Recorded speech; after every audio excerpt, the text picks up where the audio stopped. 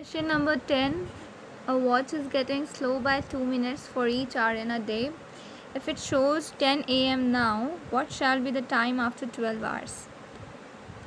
So in this question, क्या given है कि एक वॉच है जो कि परफेक्ट टाइम नहीं शो कर रही है. अब वो मतलब डिले हो गया है. उसमें कितना हुआ है डिले कि हर घंटे में वो 2 मिनट स्लो हो रही है. हर आवर, ईच आवर का मतलब हर आवर, हर 1 आवर में जो वॉच है वो 2 मिनट स्लो होती जा रही है. तो हमें अभी स्टार्टिंग में क्या दिया हुआ है कि अगर अभी एट प्रेजेंट 10 AM हो रहा है, if it shows 10 AM now, मतलब अभी 10 AM हो रहा है, then what shall be the time after 12 hours. तो उस घड़ी में 12 आवर्स के बाद कितना टाइम हो रहा होगा. सो फर्स्ट ऑफ ऑल बेटा आपको ये स्टेटमेंट लिखनी है कि 1 आवर में वॉच कितना स्लो हो रही है. सो 1 आवर में वॉच 2 मिनट्स से स्लो हो रही थी ना. सो हमने क्या लिखा, in 1 hour the watch gets slow by 2 minutes.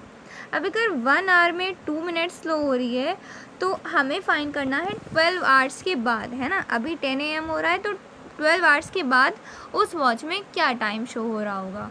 तो 1 आवर में अगर 2 मिनट स्लो हो रही है तो सबसे पहले तो ये फाइंड कर लेंगे कि 12 आवर्स में वो कितना स्लो हो चुकी होगी. जब भी हमें 1 के लिए पता होता है and we have to find for more than 1, हम सिंपली मल्टीप्लाई कर देते हैं ना. तो सेम पूरी ये स्टेटमेंट लिखनी है. इन 12 आवर्स वॉच गेट्स, हम लिख नहीं रहे हैं, you have to copy down. Watch gets slow by 2 into 12, है ना. 1 आवर में 2 मिनट स्लो हो रही है तो 12 आवर्स में 2 इंटू 12 मिनट्स स्लो हो जाएगी. सो 12 टू द 24, तो 24 मिनट्स स्लो हो जाएगी. अब बहुत ही सिंपल है. कोई नॉर्मल वॉच होती, बिल्कुल करेक्ट वॉच होती, तो उसमें अगर अभी 10 AM हो रहा है तो 12 आवर्स के बाद उसमें क्या हो रहा होता, 10 PM होने लगता ना. तो लेकिन क्योंकि ये वॉच है इसमें तो हमारा टाइम स्लो होता जा रहा है और 12 आवर्स में इसमें कितना टाइम स्लो हो जाएगा, 24 मिनट्स टाइम स्लो हो जाएगा. मतलब घड़ी 24 मिनट्स पीछे हो जाएगी. तो 12 आवर्स के बाद उसमें 10 PM नहीं हो रहा होगा, इसमें 10 PM होने में 24 मिनट्स बचे होंगे. सो हम लोग सब्ट्रैक्ट कर देंगे. So time is equal to 10 PM minus 24 minutes. 10 PM को हम कैसे लिखेंगे, क्योंकि हमें मिनट्स सब्ट्रैक्ट करने हैं, बट 10 PM में तो कहीं मिनट्स है ही नहीं. सेम यूनिट में से सेम चीज़ सब्ट्रैक्ट होती है ना.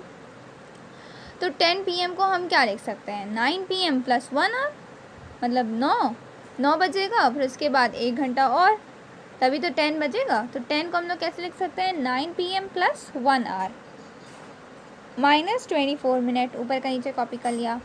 फिर उसके बाद 1 hour is equal to how many minutes होते हैं. 1 आवर की जगह पे हम क्या लिख देंगे, 60 मिनट्स लिख देंगे. ठीक है, क्योंकि 1 आवर में कितने मिनट्स होते हैं, 60 मिनट्स होते हैं. ये हमने स्प्लिटिंग क्यों करी है, हमने 10 PM को क्यों ऐसे ब्रेक करा है, क्योंकि हमें मिनट्स चाहिए थे. मिनट्स में से ही तो मिनट्स सब्ट्रैक्ट होंगे ना. और PM मीन्स आवर, तो ये तो 10 आवर्स हैं. 10 आवर्स को हम 9 आवर्स प्लस 1 आवर लिख सकते हैं. देन 1 आवर की जगह पे हमने 60 मिनट्स लिख दिए. नाउ 60 मिनट माइनस 24 मिनट्स, सो बहुत ही ईजिली हो जाएगा. अब हम लोग सिंपली मिनट्स में से मिनट्स सब्ट्रैक्ट कर लेंगे. सो 60 minus 24 will be 36 plus 36 minute. तो क्या हो गया कि 9:36 हो रहे होंगे. सो क्या टाइम हो रहा होगा, the time would be 9 hour 36 minutes.